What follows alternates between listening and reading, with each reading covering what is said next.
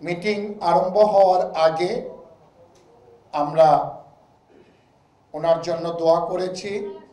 তিনবারের প্রধানমন্ত্রী বেগম খালেদা জিয়া, বাংলাদেশ ফুটবল ফেডারেশনের কার্যকারী পরিষদের যে আজকে সভা, এই সভার আমাদের এই পুলিশ প্লাজা এখানে অনুষ্ঠিত হয়েছে এবং আপনারা সকলে অনেক কষ্ট করে এখানে এসছেন, যার জন্য বাংলাদেশ ফুটবল ফেডারেশনের পক্ষ থেকে আপনাদের কাছে ধন্যবাদ জ্ঞাপন করছি এবং কৃতজ্ঞতা প্রকাশ করছি। আমাদের আজকের মিটিংয়ে সর্বপ্রথম আপনারা জানেন যে বর্তমানে তিনবারের প্রধানমন্ত্রী বেগম খালেদা জিয়া অসুস্থতার কারণে হাসপাতালে। সারা বাংলাদেশের মানুষ তার জন্য দোয়া করছে। আজকের মিটিংয়ে আমাদের সভাপতির অনুমতিক্রমে আমরাও সর্বপ্রথম মিটিং আরম্ভ হওয়ার আগে আমরা ওনার জন্য দোয়া করেছি। সর্বশক্তিমান আল্লাহ তাআলা জানি ওনাকে সুস্থ করে আমাদের মাঝে ফিরে আনেন এবং দেশের খ্যাতমত করার সুযোগ দান করেন। আমাদের এজেন্ডা মাফিক প্রথমে আমাদের যে এজেন্ডাগুলি ছিল একে একে আমরা চেষ্টা করেছি সমাধান করার জন্য।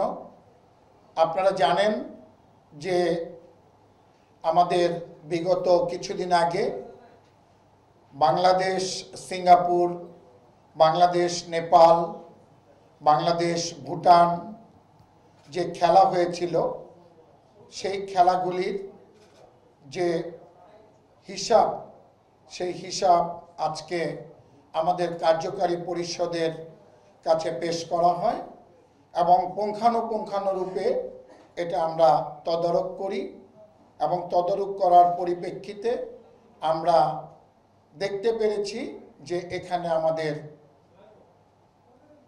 কিছু আয় হয়েছে এবং যে হিসাবটা, সেই হিসাবটা আমাদের অফিস কক্ষে আছে। আপনাদের প্রয়োজন হলে আপনারা সেখান থেকে নিয়ে দেখতে পারেন।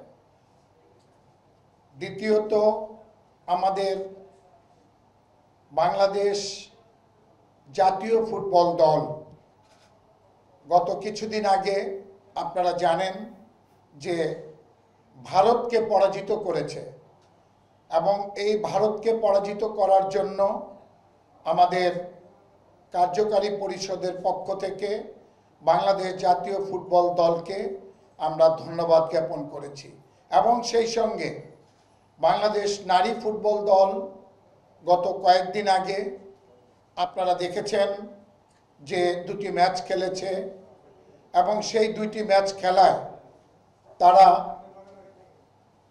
অত্যন্ত পরিশ্রম করে আশানুরূপ ফলাফল অর্জন করেছে, যার পরিপ্রেক্ষিতে তাদেরকেও আমরা ধন্যবাদ জানিয়েছি।